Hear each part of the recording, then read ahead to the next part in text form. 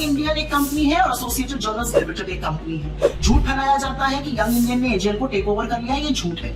झूठ फैलाया जाता है कि सोनिया जी और राहुल जी खूब पैसा पीट रहे हैं, झूठ है। झूठ फैलाया जाता है कि उन्होंने कुछ हेराफेरी करी, झूठ है। आप समझ लीजिए बात क्या है। एजेएल एसोसिएटेड जर्नल्स लिमिटेड वो संस्था है जो नेशनल हेराल्ड छापती है। नेशनल हेराल्ड वो अखबार है जो जंग आजादी के दौरान हिंदुस्तान की मुखर आवाज बनकर उभरा था। इसकी स्थापना खुद पंडित नेहरू ने, रफी अहमद किदवई जी ने, पुरुषोत्तम दास टंडन जी जैसे आजादी के महानायकों ने की थी। ब्रिटिश ने एजेएल को और नेशनल हेराल्ड को बैन भी किया था, लेकिन उसके बाद एजेएल पर लगातार कर्ज का बोझ बढ़ता गया। उनको देने के लिए तनख्वाह, उनके पीएफ वगैरह का पैसा भी नहीं था। तो 2002 से 2011 के बीच में कांग्रेस पार्टी ने 100 बैंक ट्रांजैक्शंस और चेक के माध्यम से 90 करोड़ का लोन एजेएल को दिया। लेकिन क्योंकि एजेएल पर कर्ज इतना ज्यादा था और ऑपरेशंस खत्म हो चुके थे, उसके ऋण को शेयर में कन्वर्ट किया गया। ये बहुत आम प्रैक्टिस है, सरकार भी एनसीएलटी में लगातार करती रहती है। और ये इक्विटी एक नई कंपनी यंग इंडियन में डाल दी गई। Young Indian section companies act के section 25 not for profit company है। नॉट फॉर प्रॉफिट का मतलब होता है कि ऐसी कंपनी अपने शेयर होल्डर को एक नया पैसा मुनाफे में, डिविडेंड में, सैलरी में नहीं दे सकती है। जिसके शेयर होल्डर 4 लोग थे, सोनिया गांधी जी, राहुल गांधी जी, ऑस्कर फर्नांडिस जी और मोतीलाल वोरा जी।